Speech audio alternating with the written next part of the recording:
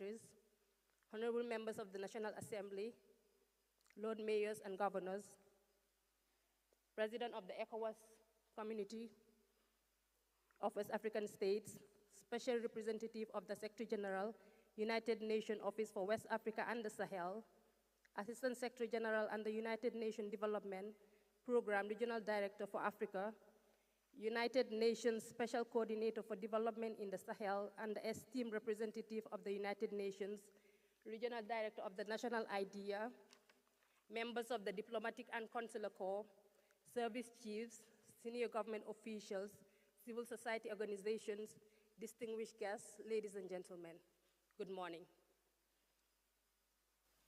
On behalf of His Excellency Adama Barrow, President of the Republic of the Gambia, and the people of the Gambia, I have the honor and privilege to welcome you to the inaugural Sahel Governance Forum at the Sadauda Kairaba Jawara Conference Center in Banjul, the Gambia, the smiling coast of Africa.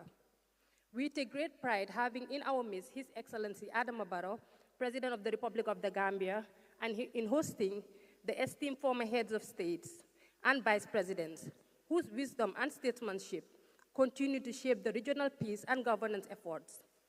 Your presence here today underscores the vital importance of collaborative leadership and sustainable dialogue in addressing the governance challenges and opportunities in our region.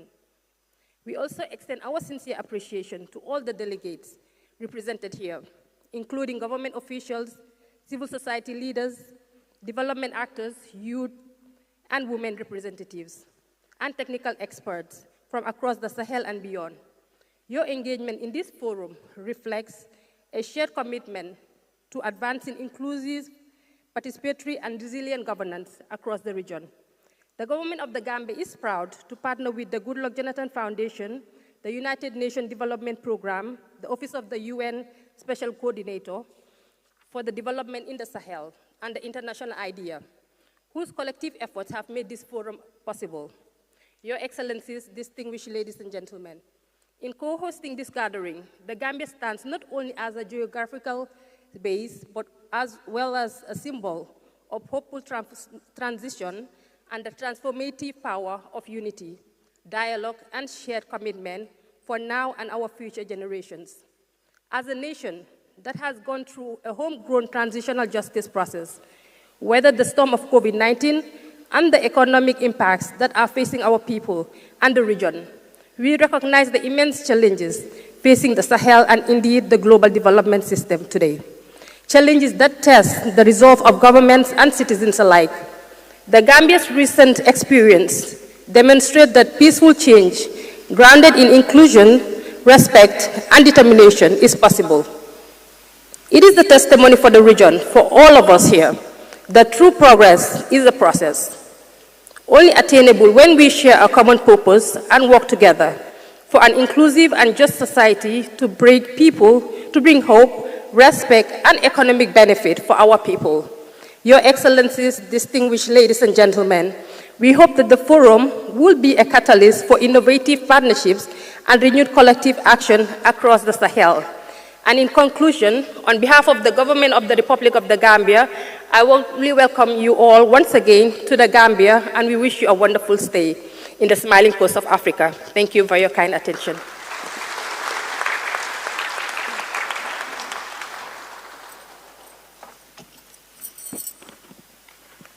Thank you, Madame Fatou. Your Excellency Adama Barrow, President of the Republic of the Gambia, Your Excellency Goodluck Jonathan, former President of the Republic of Nigeria, Your Excellencies, former President of Mali, former President of Burkina Faso, all the leaders, distinguished guests here before us, I stand on all protocol observed by my fellow sisters. Your Excellency Adama Barrow, you have said to us always that you are a champion of women's leadership and engagement. And I know in the past few minutes of the opening of this first Sahel governance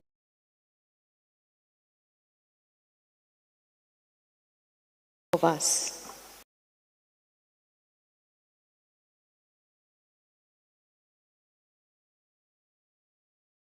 Women want to lead. We lead by also ensuring that we are inclusive and do not want to always take center stage. Our UN resident coordinator to the Gambia, Mr. Carl Frederick Paul, to also give welcome remarks on behalf of all of us here in the Gambia. And I'm very surprised that I haven't gotten a bit of applause at the excellence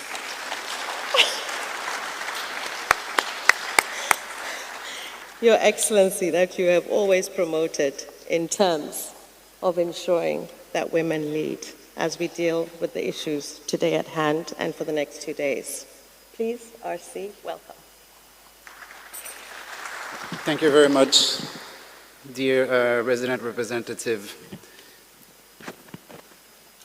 His Excellency, the President of the Republic of the Gambia, Mr. Adama Barrow, Excellencies, former Head of State, His Excellency Goodluck Jonathan of the Federal Republic of Nigeria, His Excellency Traoré Diakunda of the Republic of Mali, Honorable Speaker of the National Assembly of the Gambia, Fabakary Jatta, His Excellency Omar Aliou Touré, President of ECOWAS, His Excellency Minister of Foreign Affairs of International Cooperation and Gambians Abroad, Mr.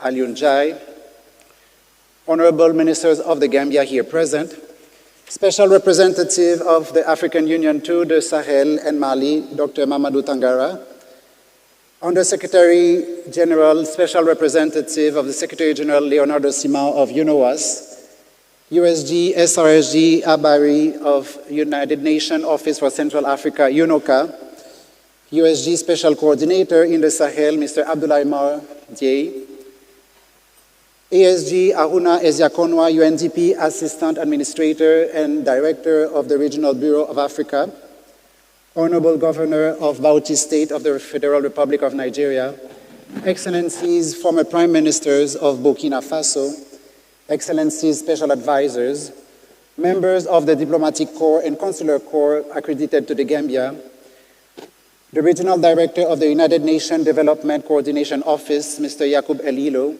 dear colleague of the United Nations here in the Gambia, but also from other countries, members of the public service, ladies and gentlemen, delegate, civil society organization, all protocol respectfully and duly observed.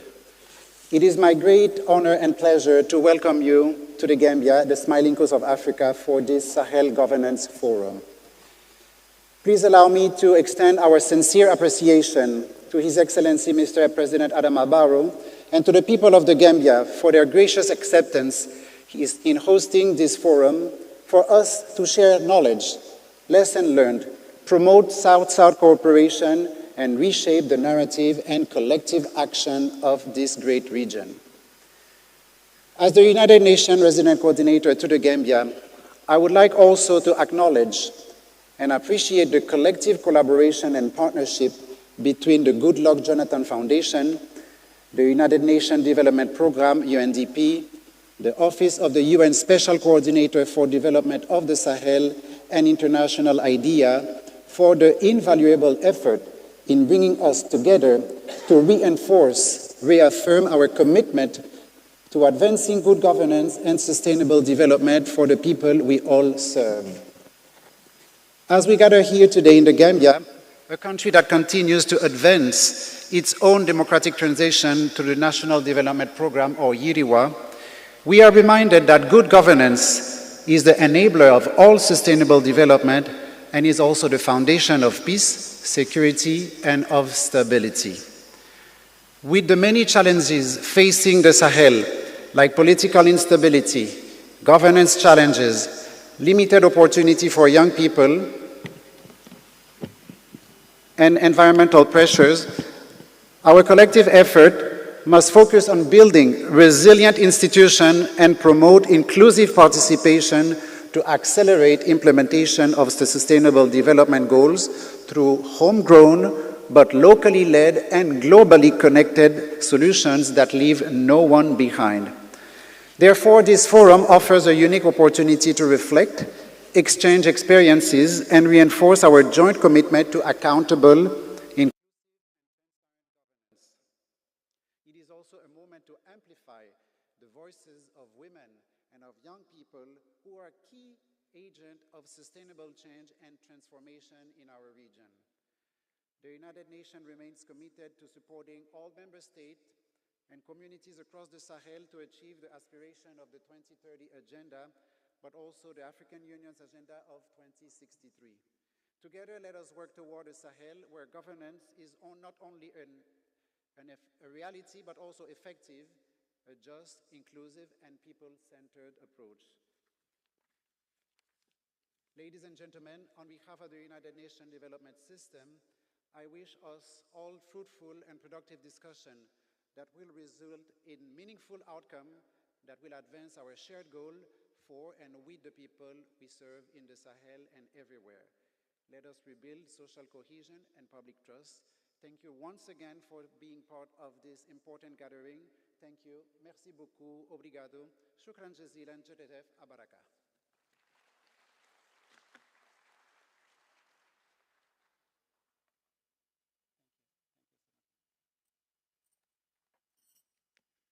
Thank you very much, UN Resident Coordinator to the Gambia. Ladies and gentlemen, thank you so much, and sincere apologies that we started a little bit later than we expected, but we are so proud of the engagement and attendance that we have not only here in the hall, but also streaming live, working in close collaboration with the technology and all of the systems that are available as we are here in the smiling coast of Africa. We are about to get to a brief interlude, but before I say that, I would just like to thank my dear sister, Madame Anne Ioni, the Executive Director of the Good Luck Jonathan Foundation,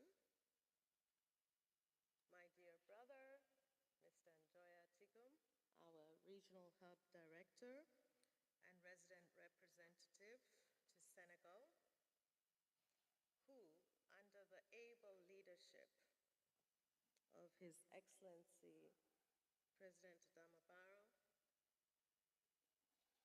and His Excellency former President of Nigeria and founder of the Good Luck Jonathan Foundation, working to bring the elders that are seated here before us in Africa so that we can make sure we create a platform for engagement, good discussion, good or bad, but ultimately to ensure that we chart a path forward on what we can do in these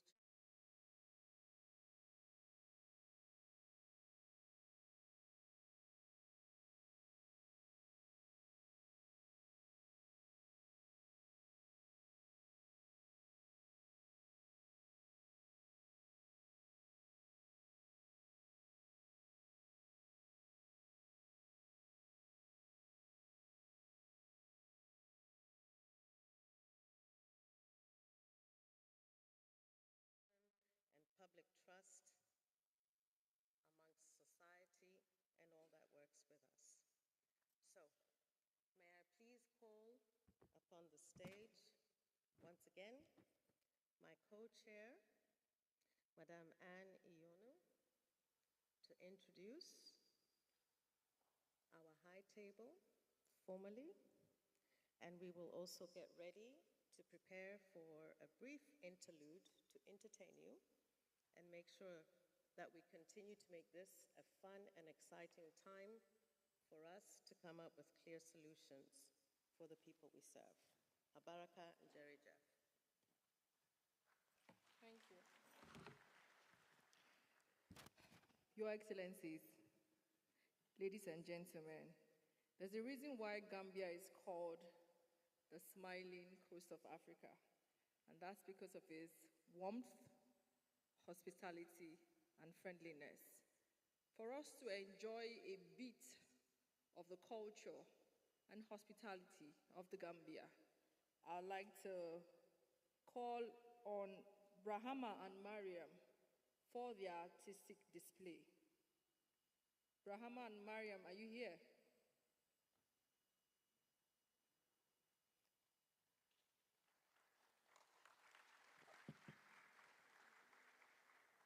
While they are getting ready, permit me also to recognize the presence of some distinguished personalities in our midst. I would like to recognize the presence of the Governor of Bauchi State, His Excellency Senator Bala Mohammed. I would also like to recognize the former Vice President of the Gambian, our mother, Her Excellency Fatimat Jallo. I would also like to recognize the presence of His Excellency, the former Prime Minister of Burkina Faso and the former President of the ECOWAS Commission, Kadri Ouedraogo. We also have visiting senators from the sub-region. We have Senator Abdul Ningi from Nigeria.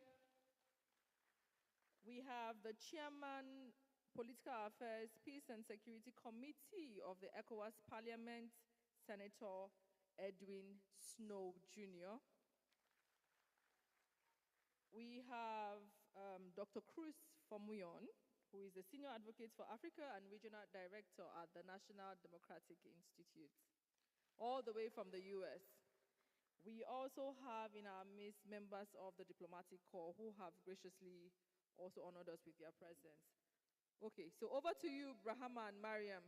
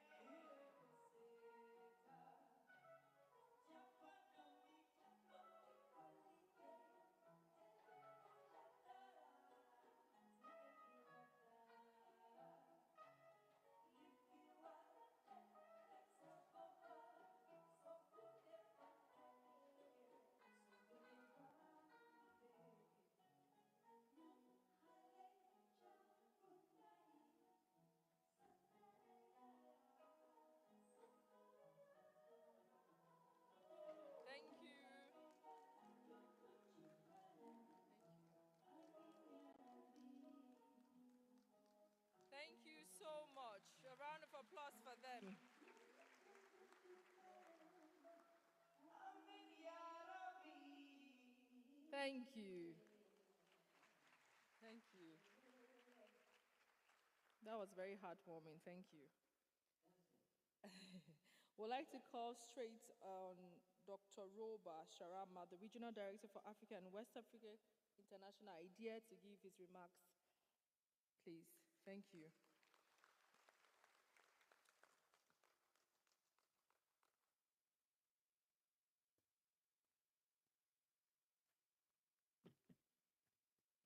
Your Excellency of the Republic of the Gambia, Adama Barrow, former presidents present, senior officials of the UN, ECOWAS, Africa Union, and also the various regional economic communities, senior officials of the government present. Let me begin by really thanking the UN Regional Service Center for Africa, UNDP, the larger UN family, and the Good Luck Jonathan Foundation for inviting International IDEA to partner in this important forum. Let me also thank and also bring to you the greetings from our Secretary General, Kevin Casazamoras, Secretary General of International IDEA, and also really the good wishes from the member states of International IDEA, who number about 35 globally now, that guides the international IDEA in how we operate. Let me specifically thank our strategic partners and donors for the support provided to International IDEA towards this initiative, particularly the government of the Gambia for the good offices that they give us, and also really the partnership that has really been growing from strength to strength, Your Excellency. Specifically as well, let me thank and appreciate the support we receive from European Union, and also particularly thank and appreciate Our Excellency Ambassador Ima of the EU delegations to the Gambia for the very important support they give us as International IDEA, particularly working with the government and working with the people of the Gambia in the various constitutional development processes and support to strengthening democracy in this smiling coast of Africa, Your Excellency. And also want to thank the government of the Netherlands for the support that they provide to International IDEA, and as I said, also the various member states. Your Excellencies, speaking about this forum is quite an important milestone. Over the last few years, we have seen quite dynamic changes in the Sahel, part of Africa, Horn of Africa, and also part of the Central Africa. Democracy doesn't just survive on elections alone. Democracy survives when the wishes and the social contract with the citizens is upheld. Over the years, IDEA doing the work in constitution building, in strengthening democracies, supporting elections, and political participation, and particularly the work of women and youth in engaging in the political processes, we have come to learn quite a number of issues that continue to really inform our programming. Speaking particularly about this conference, Your Excellency, for the work that we continue to do on constitutional transitions and support to countries, particularly in the Sahel region, we have come to realize a number of complex, interlinked principles that we have seen to really inform, and we continue to learn from the experiences in these areas. Our approach to support the reconstitution and strengthening of institutions in countries like Niger, in countries like Mali, in countries like Burkina Faso. You might also mention countries like Somalia and Sudan in the Horn. We have come to learn about three important principles. First is the respect for the specificity of each situation. No situation is similar, every situation is unique, and every situation needs to be handled in its own unique ways. The situation in Mali, the situation in Niger, Burkina Faso, and then some of the countries I spoke with about are really very, very unique. The principle of neutrality. We don't advise states and citizens to go in one direction. There's no one script that fits all. What is important is to learn from the options and also opportunities and pursue in a collaborative manner with the citizens of those countries, with the leadership of those countries, to understand what works best for them. The third point is really to support local grounded initiatives. The initiative that tends to be more sustainable is the one that is informed and developed from the bottom up. The work with the youth, the work with the civil society, the work with the various stakeholders, extremely important in this regard. So we continue as the international idea, Your Excellency, to work with the countries that are undergoing transitions, to bring knowledge, products to inform our programming, and also to work with the policymakers who are really vested with the responsibility of governing those states. Your Excellencies, with those few remarks, I want to really thank the partners for inviting International IDEA to this, and also look forward to collaboration, and also wish excellent deliberation in this important forum. Thank you very much. Thank you so much, Dr. Roba. Straight up, I would like to call on the President of the ECOWAS Commission, His Excellency Dr. Omar Aliu Toure, to give his remarks. A true son of the Gambia. A round of applause for him.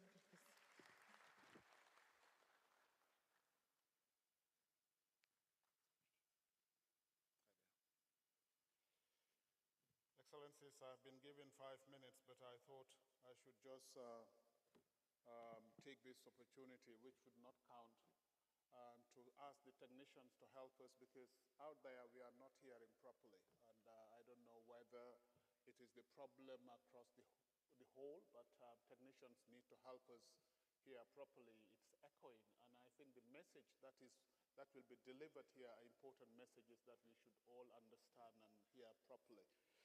Excellencies, Your Excellency Adama Barrow, President and Head of State of the Gambia,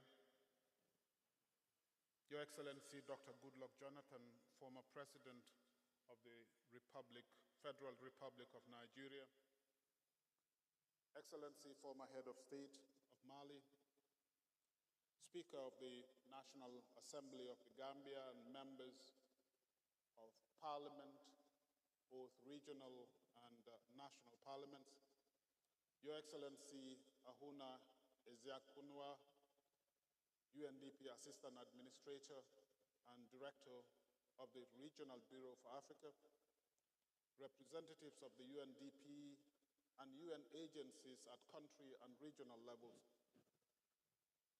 Excellency Leonardo Santos Simao, United Nations Special Representative for the Sahel and West Africa, representatives of the International IDEA, former Prime Minister of Burkina Faso and former President of the ECOWAS Commission, honorable ministers, former ministers, members of the national and regional parliaments, senior government officials, political leaders, ambassadors, representatives of international and regional organizations, ladies and gentlemen. On behalf of ECOWAS institutions, I wish to thank the United Nations Development Programme, the Goodluck Jonathan Foundation, and the International IDEA for jointly convening this important forum on the Sahel. I would like also to thank His Excellency President Adama Barrow, the government and the people of the Gambia for graciously accepting to host the forum. Your Excellency, thank you for repositioning the Gambia not only as a tourist destination, but also as a favorite spot for international conferences.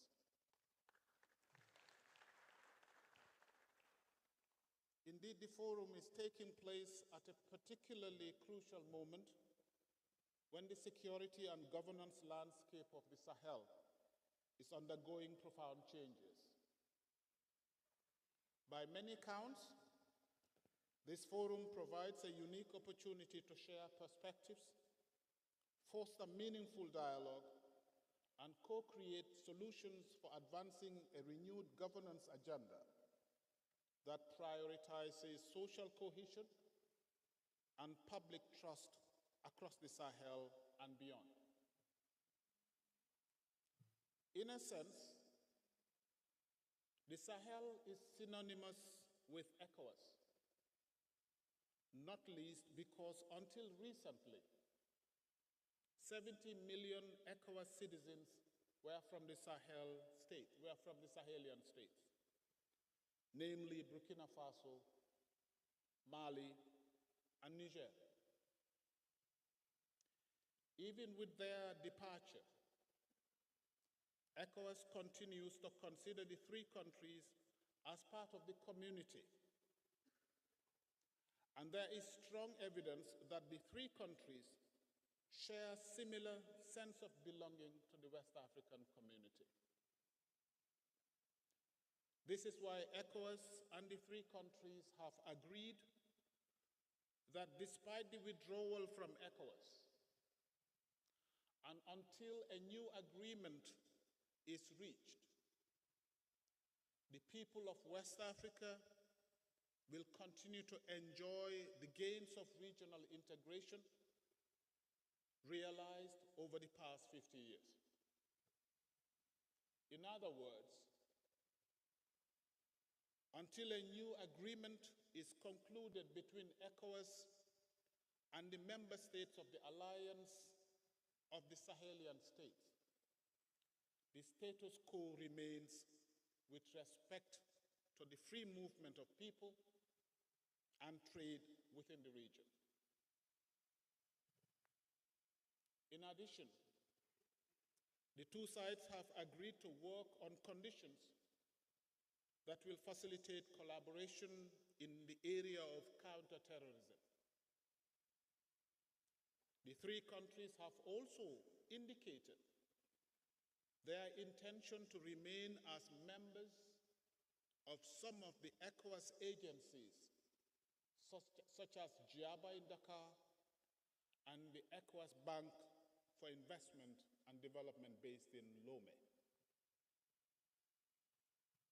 Excellencies, what all this shows is that some misgivings might surround the institutional frameworks, but nobody in either ECOWAS or in the three countries questions the imperative of working together for the benefit of the people of West Africa. It is in this context that we look forward to the outcome of this forum, which I am confident will include innovative strategies to enhance social cohesion and citizen-state relations, as well as the advancement of governance through stronger democratic institutions that will promote accountability, discipline, and results. Yes, accountability, discipline, and results are values that we cannot overstress. Excellencies, ladies and gentlemen, let me conclude by sharing my personal thoughts about the relationship between governance and development. You see, for many people, governance is all about elections. Elections are important, but reducing governance to elections is a very dim view of governance. Governance, excellencies,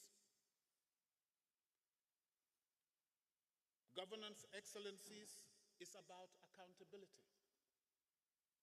It is about discipline. It is about results. Therefore, unless accountability governs citizens and government relationships, unless discipline permeates our social fabrics, and unless results drive our public engagement, in other words, unless we fix governance, Africa will continue to sit on gold mines and gas and oil wells, but African people will continue to wallow in poverty. Thank you for your attention.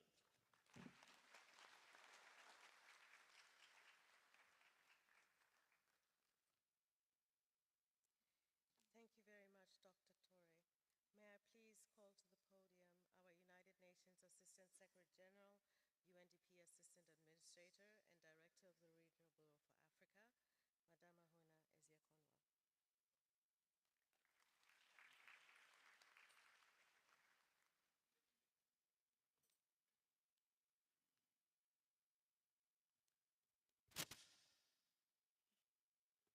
Your Excellency Adama Barrow, President of the Republic of the Gambia,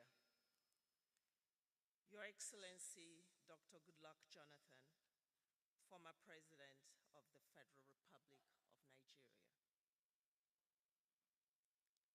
Excellencies, very, very important guests today, allow me to stand on already observed protocol.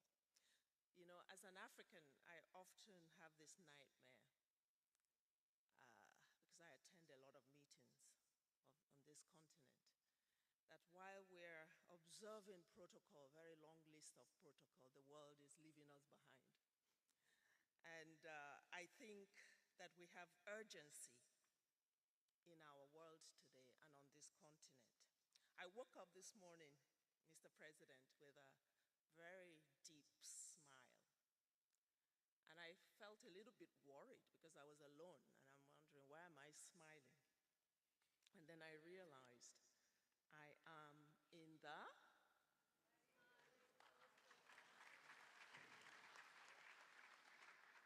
This is clearly a nation that brings a smile to our faces and joy in our hearts. So let me start by thanking you, Mr. President, and the people of the Gambia for graciously hosting this inaugural Sahel Governance Forum here in Banjul.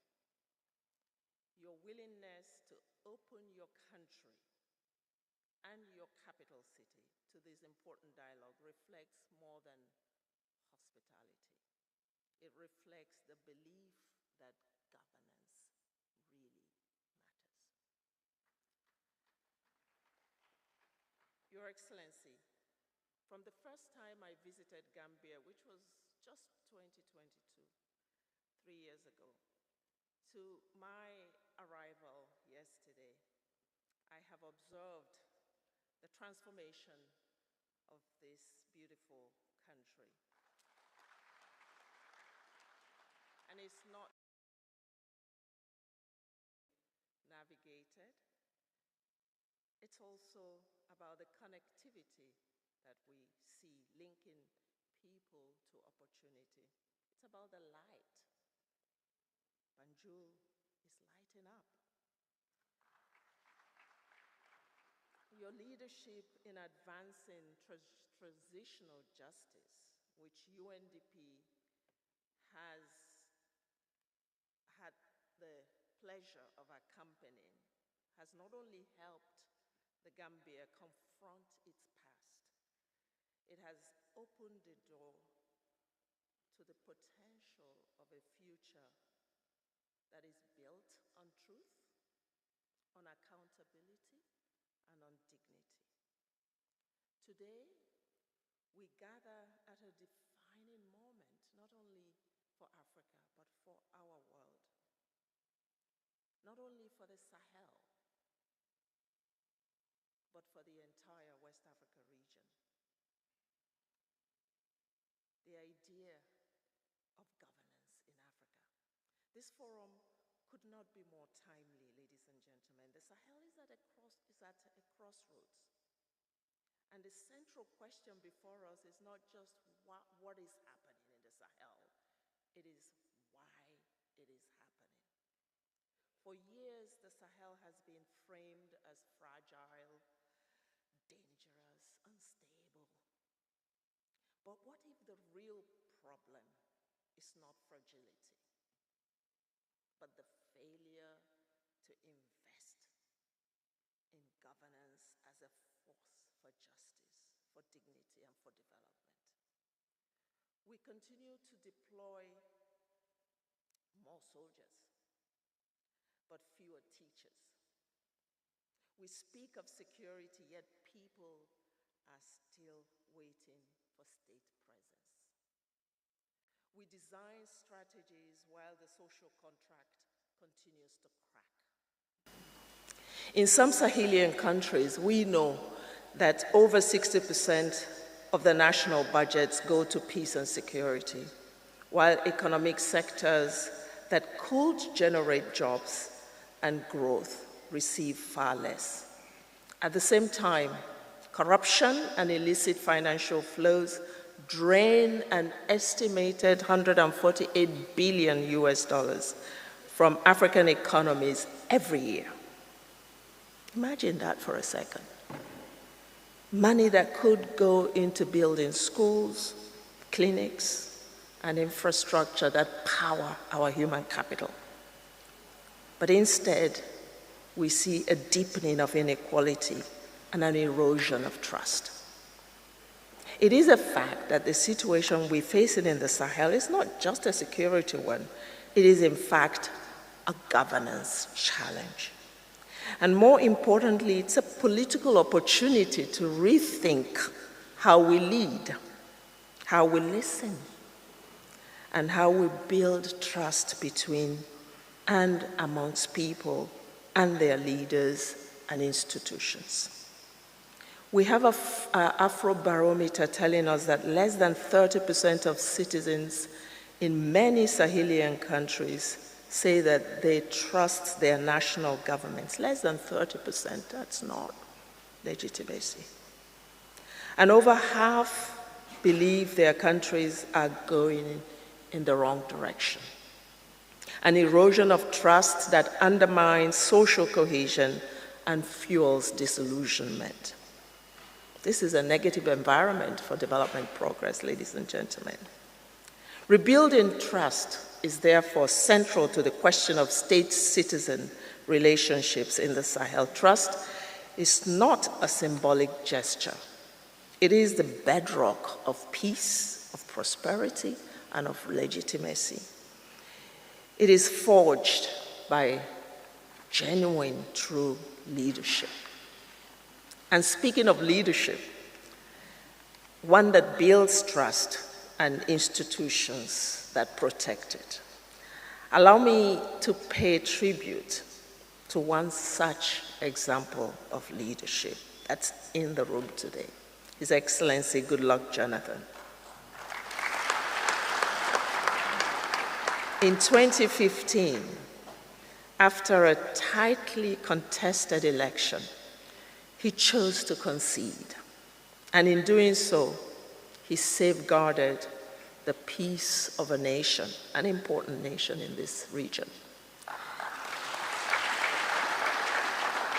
In that single courageous act, he spared Nigeria the specter of post-election violence and reminded both the continent and the world that true statesmanship is measured not by how long one holds on to power, but by the dignity with which one lets it go.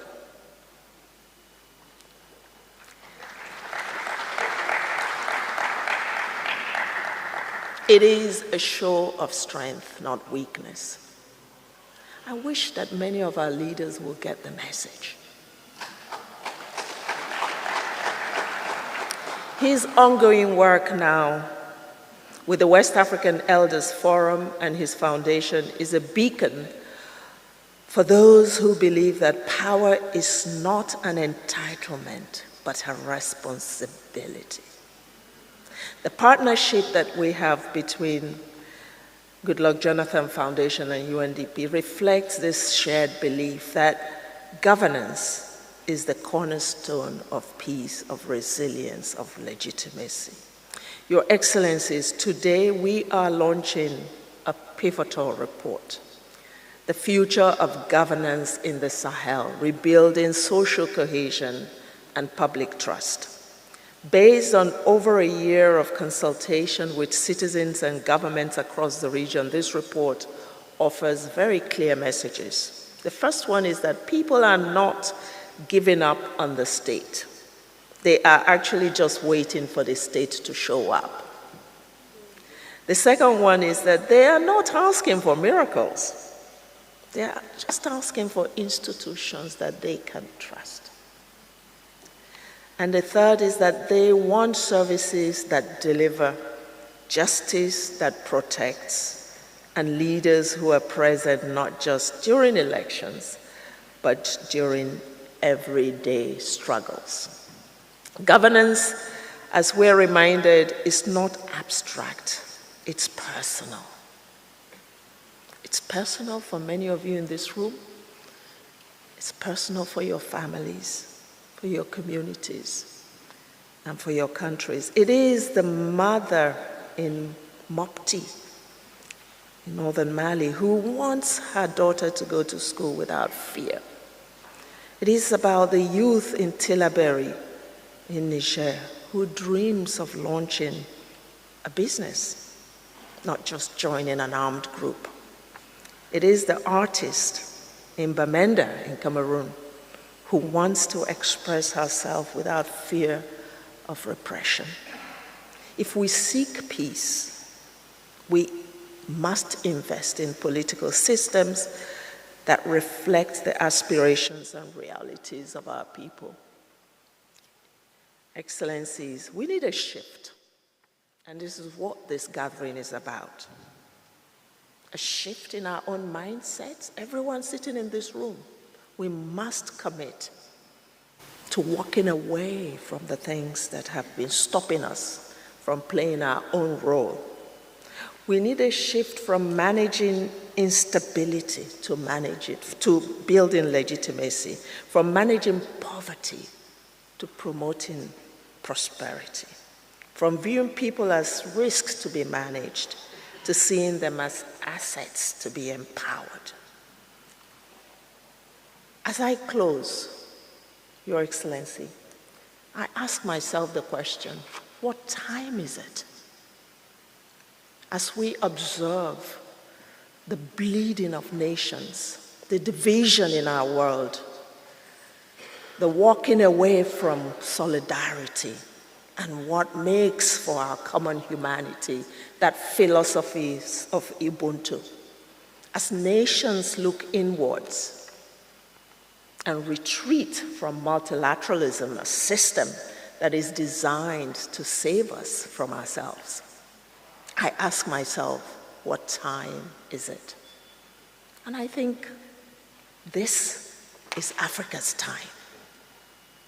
This is Africa's moment. This is Africa's century. This is time for Africa to show the world that although it is shaped like a question mark, it has the answer to a broken world.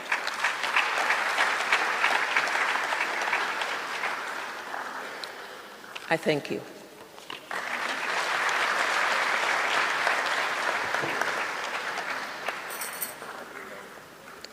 Thank you, Madame Ahuna. I have the singular pleasure as well to introduce our special representative of the United Nations Secretary General for West Africa and the Sahel, and the head of the United Nations Office for West Africa and the Sahel, Mr. Leonardo Santos Simão. Thank you.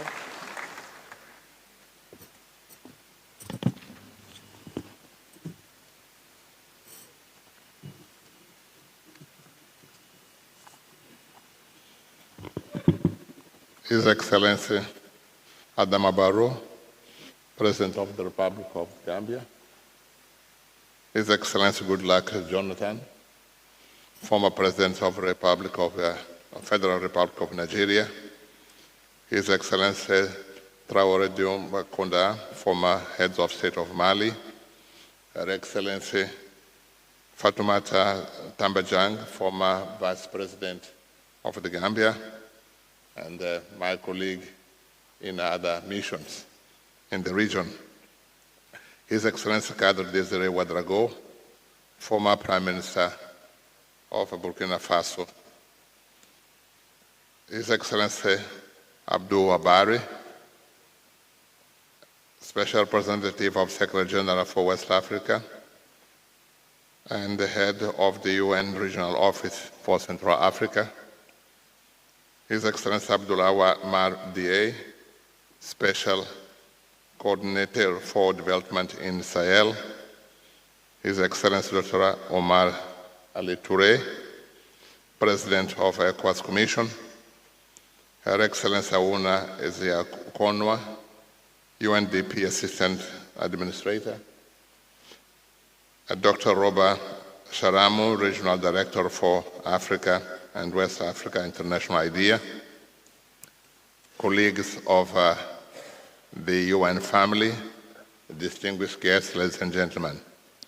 On behalf of the United Nations, I would like to thank His Excellency President Adama Barrow and the people of the Gambia for hosting this important event. I also thank the UNDP for conducting this study at a crucial time for our region. It is an honor for me to address this conference focused on the future of governance in the Sahel. Here in Banjul, we are united by a common purpose to reflect on the challenges of our region faces and to collaborate on solutions for lasting peace, prosperity, and development. The Sahel stands at a crossroads of partnerships, cultures, aspirations, and historic choices. We gather here today because we recognize the need for fresh thinking.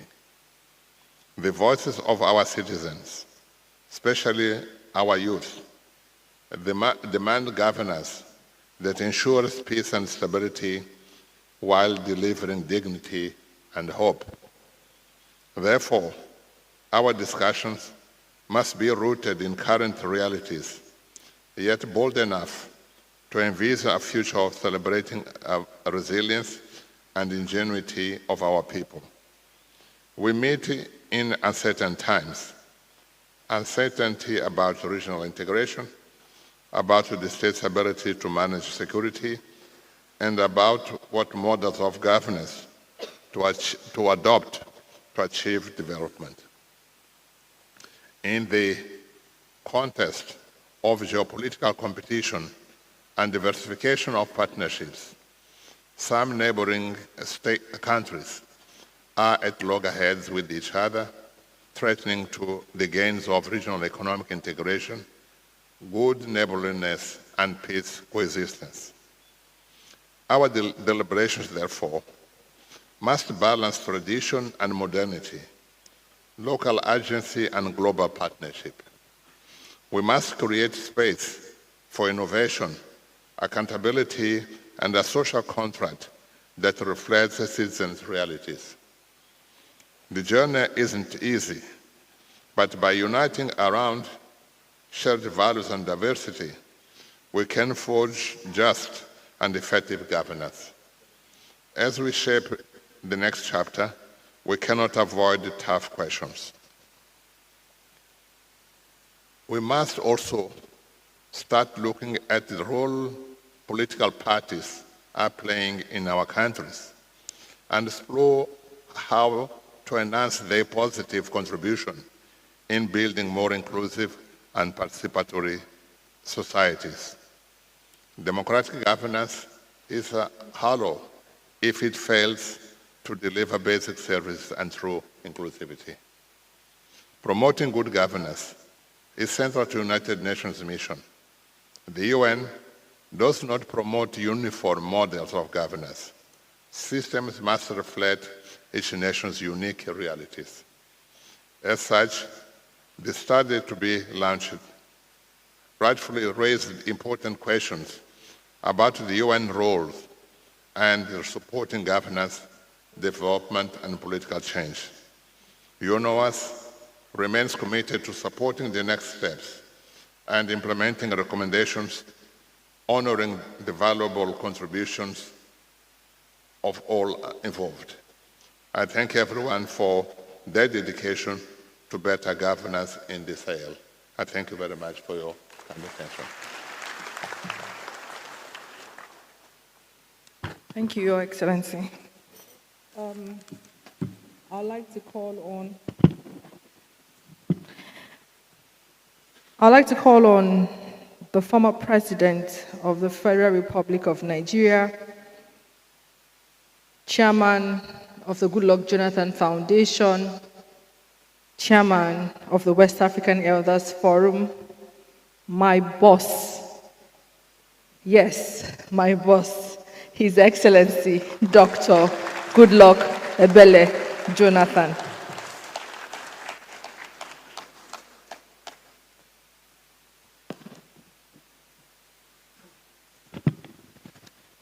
Thank you so much.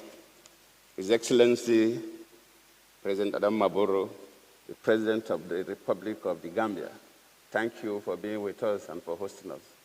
Your Excellencies, invited guests, distinguished ladies and gentlemen, let me first and foremost thank the President and the government of the Gambia for hosting us in this maiden edition of the Sahel Governance Conference. And let me sincerely appreciate UNDP for putting this together and working with the Goodluck Jonathan Foundation and International Ideas and the government of the Gambia to make sure that we're here to have this conversation. The time given to me is very brief, so I'll be also try to be brief. I'm always worried about conferences because of a drama I watched in the 70s titled Holding Talks. I always want to know what do we gain at the end of the conference. And when we are to come, I call my executive director and my media aide and say, okay, we're talking about the Sahel. What is special about the Sahel that attract the World Bank, attract the United Nations, to the extent that the UN will have a special representative just on the Sahel? And what occurs to me is crisis, terrorism, and banditry. And I asked them, which other part of Africa do we have similar conditions?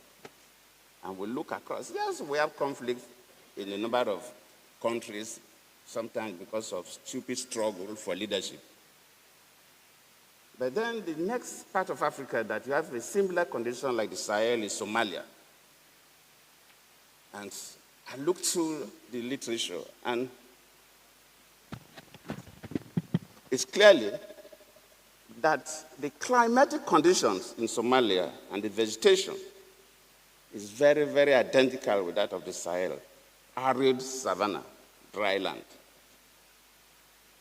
And for me, that if I look at the parts of Nigeria that are within the Sahel, the northern Nigeria, upward of the latitude 12 degrees north. The states, Sokoto state, the whole state is within that region. Other states like Barrow state, Borno state, Yobe, Kano, Katsina, Jigawa, only the northern parts of the state, not the whole states. And these conditions, Africa south of the Sahara, they are all agrarian societies. And these areas, you must convert what you have in the natural environment to create wealth. And in these areas, the farmers farm for about only 4 or 5 months of the year. So the rest of the year, you almost have no work to do, no productivity. So people living under these conditions will surely be poor. And when people are confronted with this kind of scenario, definitely you will expect major conflicts that will come up. No matter the margin. If you read Al Gore's book, Earth in the Balance, the former Vice President of America, Vice President of Bill Clinton, he devoted one chapter to look through history, how empires collapse because of similar conditions, environmental conditions, and devastated environment, including France. Even the collapse of the Roman Empire, crisis in Germany, Switzerland, and all these areas. If you come to Nigeria, in the 80s, We had what we call the Maitasini religious riots, or sometimes Maitasini urban revolution. And initially, people thought that it was linked up with religion, until one person, Barrow, then was a lecturer in ABU, went to the cells where the arrested people were detained. And after taking inventory from where they were living before they migrated to the cities to cause this revolt, you know that they came from the Sahelian region, and mainly those areas that they had major droughts in the 70s and the river pest epidemic that affected cattle rearing. Even the non-Nigerians that participated in those revolts from Burkina Faso, from Niger, from Mali, from northern Cameroon, migrated from areas that were affected. So what I'm saying is that if we must get the Sahel managed, the key thing is that we must find ways to create wealth in the Sahel. We must find ways to create wealth in the Sahel. And that is why when I was the president, I just have to summarize because there is no time. I did two things. We started rehabilitating all our irrigation projects in northern Nigeria. The current president of the African Development Bank, Dr. Adesina, was my Minister of Agri. You can ask him. We started rehabilitating. We said we must rehabilitate all the irrigation projects in the Sahelian region and even start fresh new ones, because farmers must cultivate at least 3 times in a year if you must create wealth in these areas. When people are poor, they can do anything. The young people can do anything to survive. And that is one of the greatest problems we have in Somalia, we have in the Sahelian zone. The second thing I see that we must also rehabilitate, and that one UNDP is here, we must revisit the Great Green Wall Project. The Great Green Wall Project was initiated by the World Bank. And of course, AU launched it, I think, in Lagos in 2007. But after that, it collapsed. And I said, well, let us start in Nigeria.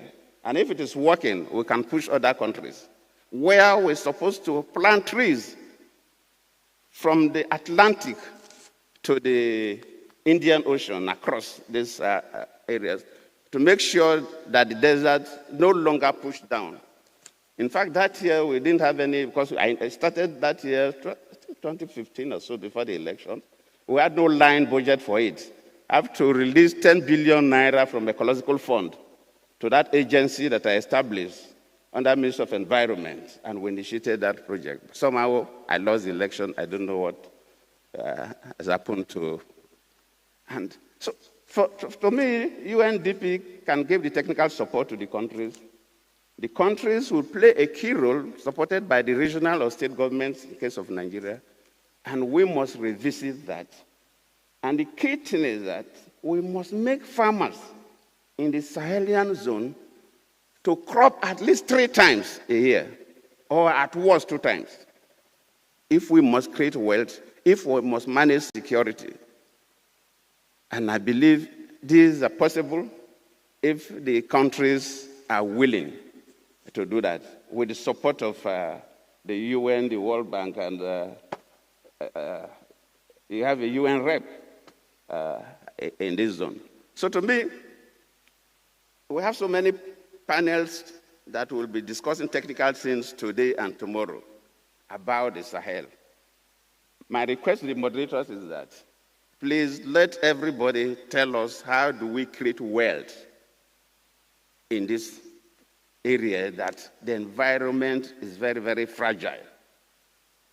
And people find it difficult to convert the environmental resources into means of actions for survival. I thank you.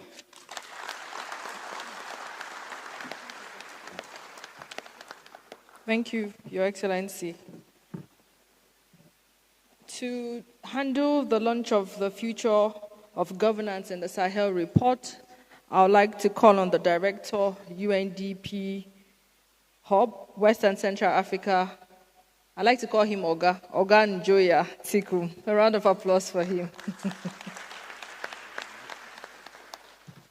Thank you, Anne, Your Excellency, President Barrow. I will join my boss to sit on existing protocol, if you don't mind. We will be launching, as the director for UNDP Africa said, the future of governance in the Sahel. And I'm going to take 2 minutes just to explain how we got here. 2 years ago, when we realized that the region had already gone through several waves of transition, we noticed that geopolitics had taken over the narrative and the framing of what Sahel is. And we did a cursory analysis to see how many reports and documents have been written about the Sahel and how they projected the Sahel. We realized that there were 348 publications on the Sahel, and of the 348 publications, only 2 pointed to the Sahel as a place where anybody could invest. And we saw a correlation between that very negative conversation and projection of the Sahel and the kind of FDI that was coming into the Sahel. So as UNDP, we reached out to the Special Coordinator for Development, the Sahel, we reached out to the SISG, and obviously President Goodluck Jonathan graciously accepted to accompany us on this journey to ask a single question. Why is the Sahel seen, as the director said, as a fractured region? Where did that disconnect between the state and its people happen, and how can we go back to re-looking at governance as the core mechanism for taking the continent, the region, to a different level? We invited 12 African scholars, researchers from across the region, male and female, very esteemed in their field. Most of them are in this room, and asked them to lead on chapters that look at the issues of governance, from economic to digital, even to peace and security, from youth to women, and to local economic governance. We spent a year drafting and researching and talking to the people of the Sahel. We had 3 different consultations and brought in external reviewers. We had 2 senior supervisors on the project, our RCs in Rwanda and our former UNDP representative then in DRC. They are also in the room. And after a whole year, thanks to our seniors that are here, we were able to put the result to an external vetting test to see if the data in the report meets the reality that we see in the Sahel.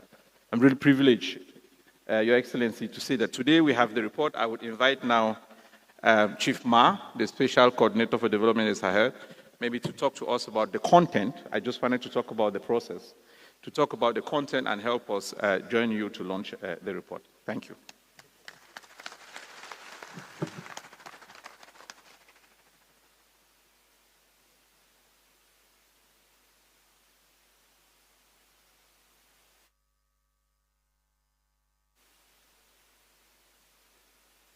Assalamu alaikum, yen wa Banjul. Assalamu alaikum, yen wa Sahel, as we have heard. Mr. President, dear High Table, this morning it was raining, and I think it is still raining. In African cosmology, when you organize a ceremony and it rains, it means you have the blessing of the Spirit.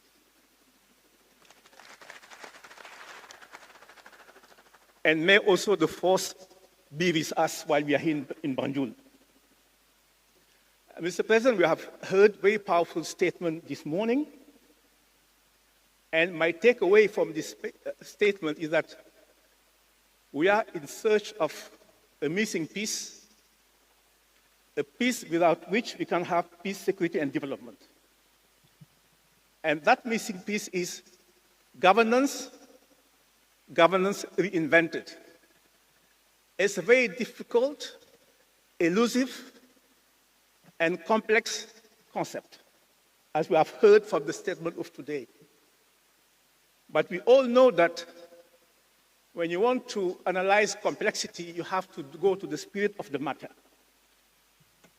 And here I would like to be speaking under the control of Pastor Theo, Father Theo, who said,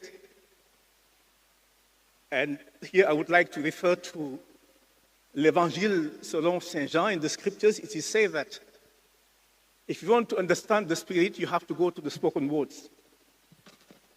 And when I read this very complex document, the word that is most spoken is the word justice. It means that justice is the supremacy of governance.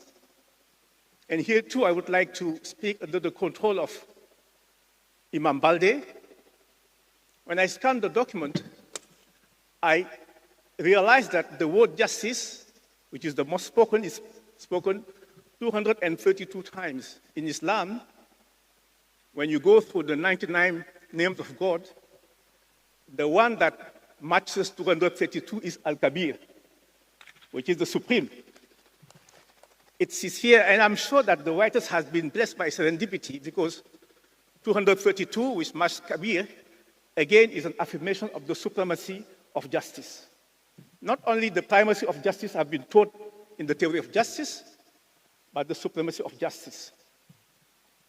But I will submit that this very complex notion of governance and of justice has to be deconstructed during our 3 days. I would suggest 3 avenues of deconstruction. Avenue number 1 is we also speak about the geopolitics of governance. Today, we are seeing a tension between growing sovereignty, me first, my country first, against solidarity, needed solidarity. And we can see that multilateralism is under threat, and the United Nations, which is the custodian of multilateralism, is under jeopardy. So we have really to drill down under this notion of geopolitical governance to understand really and go at the spirit of the matter. The second avenue I would like us to investigate is the political economy of governance. And here we have to speak truth.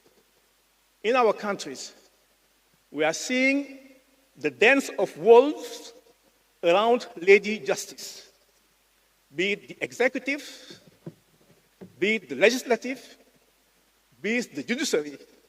But I think we have to transform this dance of wolves into, as they would say in Senegal or in the Gambia, a malach, which is more powerful than the dance of wolves. But here too, in the political economy of governance, we have to deal with the tension between the elite, growing elite capture of governance and people's agency. That too is something that you have to put on the table. The third avenue I would like to explore is the future of governance in 2 dimensions. We have to look at the AI, which is a kind of Jekyll and Hyde, positives and negatives, we cannot ignore it.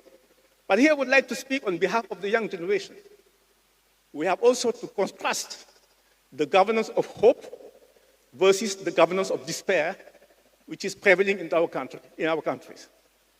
Let me conclude by saying that, and we have seen it at the COVID, I don't want us to try to build back better, but see how we can build forward better.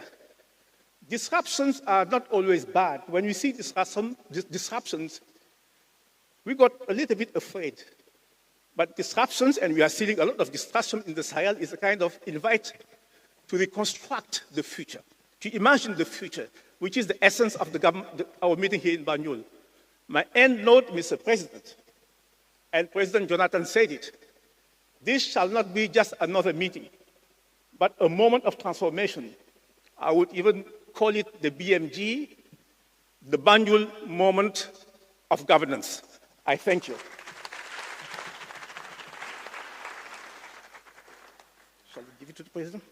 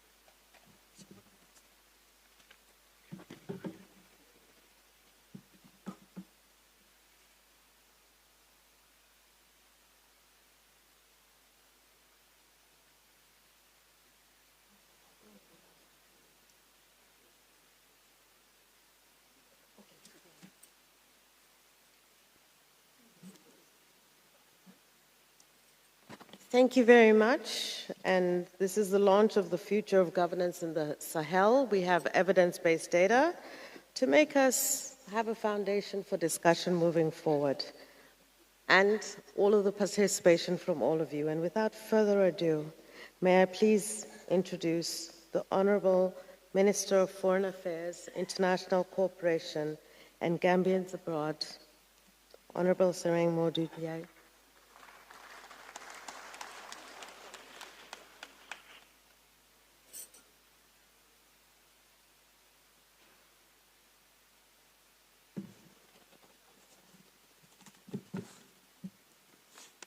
Thank you, my dear sister.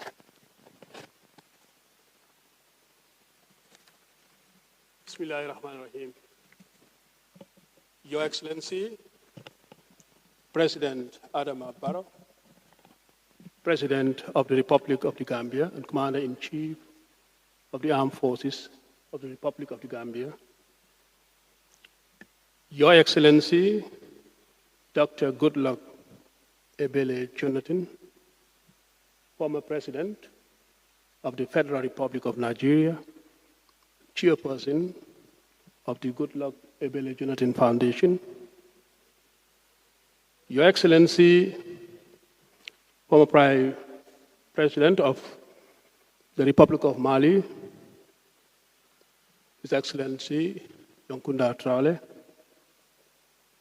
Excellencies, former Vice Presidents, Your Excellency, former Prime Minister of the Republic of Burkina Faso, United Nations Assistant Secretary General, UNDP Assistant Administrator and Director of Regional Bureau, Your Excellency, the President of the ECOWAS Commission, Dr. Omar Aliou Touré, the Special Representative of the Secretary General, United Nations Office for West Africa and the Sahel, Regional Directors of International Ideas, the Honorable Governor of Bauchi State, Your Excellency, the Special Representative of the Chairperson of the African Union for the Sahel, His Excellency Dr. Tangara, the Honorable Speaker of the National Assembly, my Lord, the Chief Justice, Honorable Cabinet Ministers here present, and Permanent Secretaries, Honorable Members of the National Assembly, Lord Mayors and Governors, Your Excellencies, members of the Diplomatic and Consular Corps, Service Chiefs, senior government officials, the media, distinguished invited guests, ladies and gentlemen, good morning. It is with immense pleasure and great honor that I welcome you all to the Republic of the Gambia, the smiling coast of Africa, for this inaugural edition of the special Sahel Governance Forum under the timely and compelling theme, the future of governance, rebuilding social cohesion and public trust. This forum could not have come at a more opportune time as the region grapples with complex governance challenges rooted in historical, structural, economic, and political dynamics. It is imperative that as stakeholders, we redouble our commitment to the people-centered governance and inclusive development. Today, we are gathered here in pursuit of solutions that can help renew the social contract in the Sahel, foster justice, promote accountability, and governance structures that will serve the best interest of all peoples and governments in the region. Excellencies, this forum is a clarion call to revisit our frameworks with a view to bringing fresh thinking to bear, especially in the light of the aspirations of our youths and the resilience of our communities. Your Excellencies, distinguished guests, invited guests, ladies and gentlemen, let me take this opportunity to express our sincere appreciation to our valued partners, the United Nations Development Programme, the Goodluck Ebele Jonathan Foundation, the Office of the United Nations Special Coordinator for Development in the Sahel and International Ideas, for their steadfast collaboration with the government of the Republic of the Gambia in bringing this very important forum to fruition. The Republic of the Gambia is very proud to host this platform, one that convenes governments, community leaders, private sector voices, technical experts, and citizens from across the Sahel and beyond. Through these, we affirm our collective belief that only through inclusive, homegrown, and context-responsive solution can the region unlock its full potential to ensure no one is left behind. I am glad to note that this forum will also provide the platform to celebrate the launch of the first edition of the Future of Governance in the Sahel Report, a flagship publication which reflects months of research, engagement, and also analysis. It stands as a testament to what we can achieve when we combine evidence-based thinking into visionary policy dialogue. Your Excellencies, distinguished guests, ladies and gentlemen, in closing, and with all these in mind, I now have the singular honor and great pleasure to invite to the podium a leader who continues to champion democratic governance, the rule of law, human rights, and inclusive development in our region. His Excellency, President Adama Barrow, President of the Republic of the Gambia, to officially open this landmark forum. Therefore, Excellencies, ladies and gentlemen, please join me in warmly welcoming His Excellency, the President. Your Excellency, you have the floor.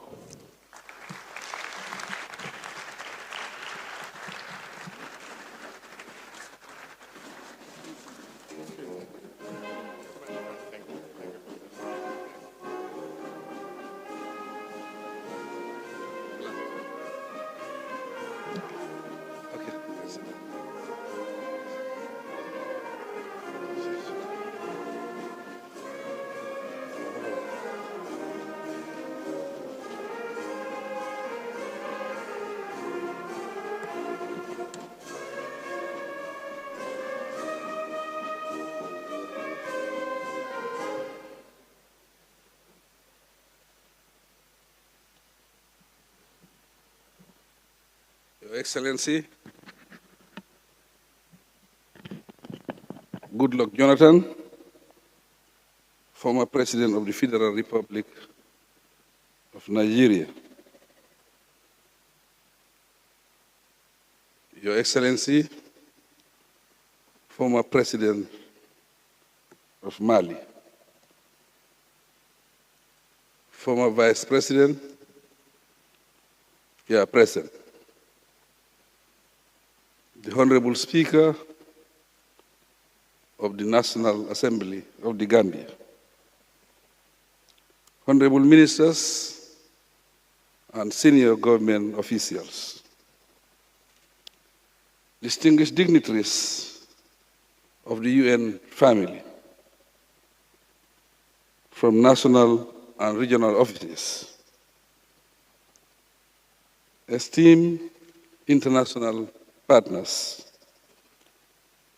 His Excellency, the President of the ECOWAS Commission, Your Excellency, the representative of the West Africa and the Sahel, Leonardo Santos, members of the Diplomatic and Consular Corps, distinguished service chiefs, invited guests, the media, ladies and gentlemen.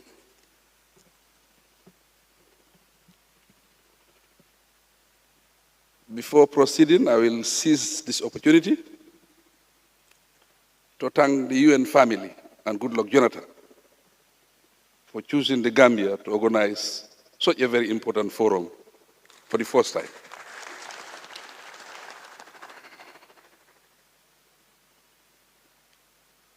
Former President said, how can we create wealth? I have a straightforward answer. We maintain peace and stability, then we'll create wealth.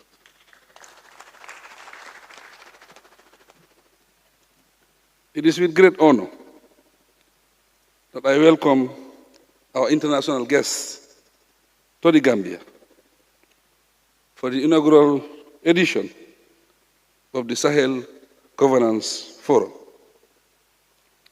In particular, I extend our special welcome to all the participants present.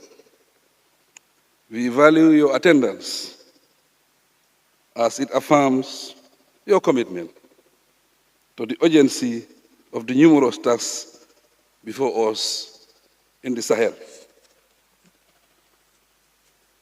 I assure you that hosting this important forum here demonstrates the Gambia's enduring commitment to democratic governance, peace, security, and stability in the region and on the African continent as a whole. Excellencies, ladies and gentlemen, the Sahel is a region of immense promise. It is vastly rich in human and natural resources, favorably blessed with a unique cultural heritage, and endowed with a huge strategic potential to spur economic boom. These endowments make the region a formidable gateway to Africa's sustainable development and energy transition. Yet, over the years, its true value and potential have been overshadowed by challenges that hampered the attainment of the much-needed peace, social cohesion, and pace of development it deserves. Notwithstanding these observations, we are here today not to lament our challenges and inadequacies, but to confront them with courage, clarity, and collective resolve. Our task is to devise homegrown solutions, act on the lessons learned from the past, and move forward through peaceful and people-centered approaches for sustained development and prosperity. The theme for this forum, the future of governance, rebuilding social cohesion and public trust, could not be more timely. Across the Sahel, the slow pace of return to democratic rule and the withdrawal of some Sahel states from ECOWAS continue to compound the persistent and emerging challenges that confront us individually and collectively. This forum offers us a unique opportunity, therefore, to listen, dialogue, learn from one another, draw lessons from the past initiatives, and co-create governance solutions that are nationally owned, inclusive, resilient, and people-oriented. As Sahelians, Africans, and partners, our search for solutions should center on national ownership, sustainability, and taking coherent actions to tackle the challenges we face in the region. Addressing such challenges requires increased solidarity, devise partnerships, and thoroughly distill interventions, develop true, appropriate peace and development lenses. In the Gambia, we have taken bold steps to build forward better. In 2023, we launched the Green Recovery Focus National Development Plan 2023-2027, known as YIRWA.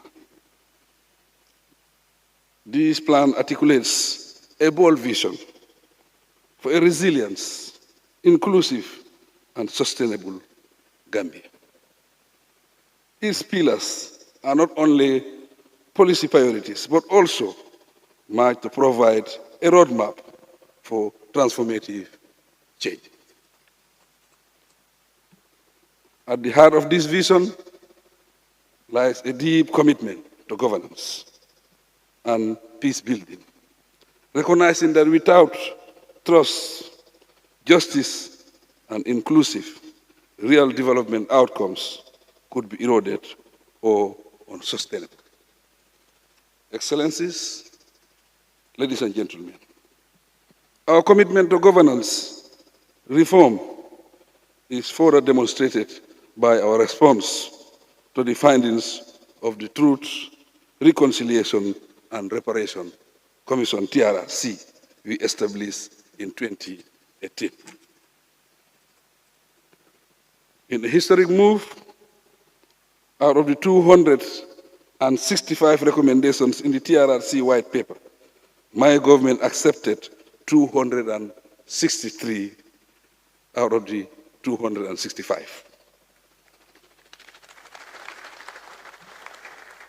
And we have since embarked on their gradual implementation. These actions reflect our resolve to confront the past with honesty and build a future grounded in justice, accountability, and reconciliation. Excellencies, ladies and gentlemen, I submit that we make this forum much more than a conversation platform.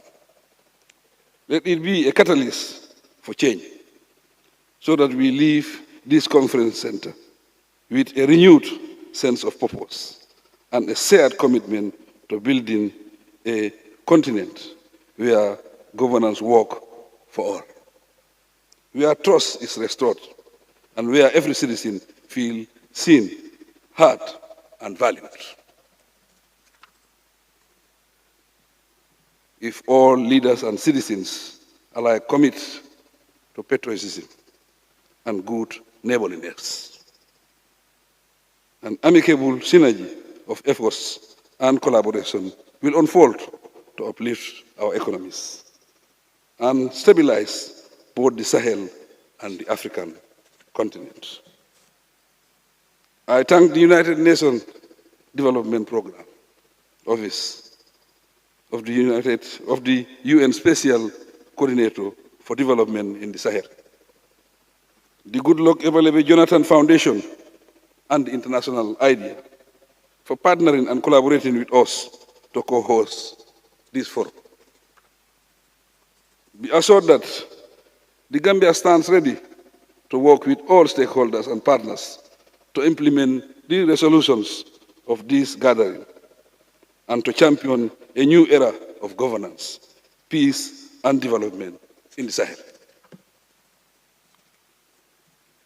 A well-coordinated, collaborative approach to implement shared commitments and resolutions is a viable option to ensure justice, inclusive, and sustainable solutions for today's realities, especially for positively impacting the dynamic and creative youth and women of the region and the continent at large.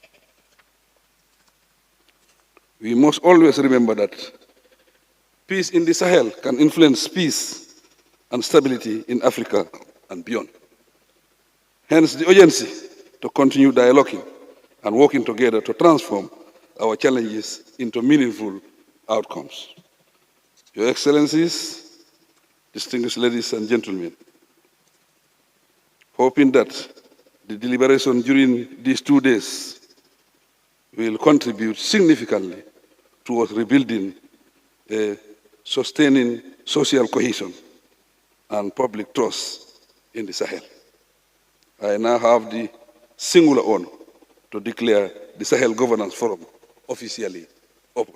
May God bless all of us.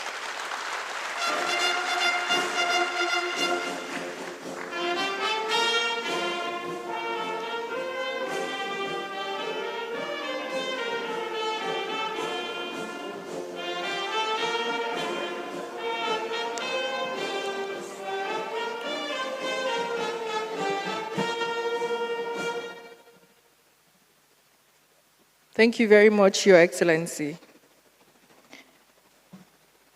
Considering your very busy schedule, Your Excellency, and we know you have other important state matters to attend to, we'll crave your indulgence to please stay for a few minutes to take a group picture. And on that note, the VIP seated on the stage, please remain, and I'll call on some other guests to please join. I'd like to call on the former Prime Minister of Burkina Faso, His Excellency Dr. Kadri, to please join them. Who is helping me coordinate this? There. The former VP of the Gambia, Madam, please join us. Your Excellency, Governor Bala Mohammed, please join. The senators from the ECOWAS Parliament, we have both Senator, they're going behind. Senator Abdul Ningi, Senator Edwin Snow. We have the SRSG Abari, USG, yes, sir. Ambassador Nuhu, please. Ambassador Nuhu, please join us, sir. Madam Benita Diop, please join us. Yes, thank you. Can we also have the editors and the authors of the report join? Dr. Chris Famuyo, please come up. Dr. Gadio, the former foreign minister from Senegal, he's here. Please join us, please. I think one more person, Director Yakub.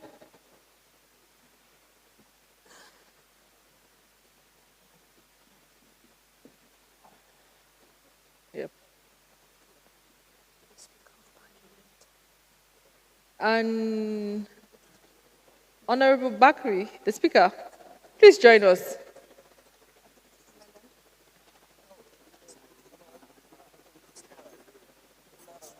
Huh? They will stand to join the picture, right? Yes.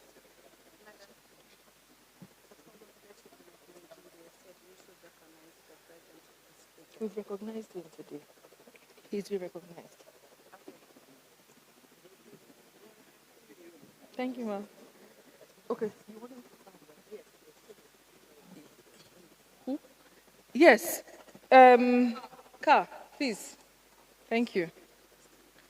Yeah, standing. Your Excellencies, please, if you could please stand for us. Thank you so much.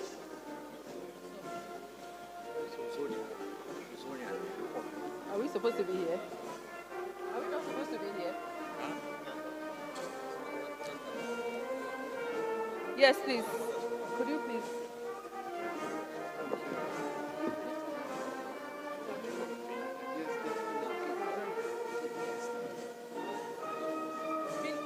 Madam Minister, I told you.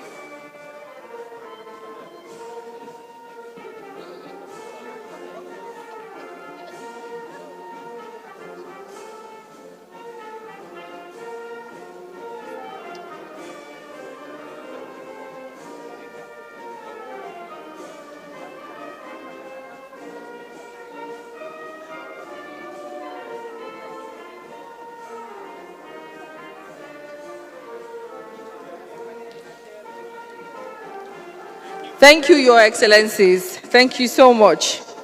Announce that later on we'll then have a group picture. Later on, we'll have a group picture for all the participants. Thank you. And that officially ends the opening ceremony of the Future of Sahel, Future of Governance in the Sahel Forum. Thank you so much, Your Excellency, President Adama Barrow, for joining us. Thank you. The national anthem, please.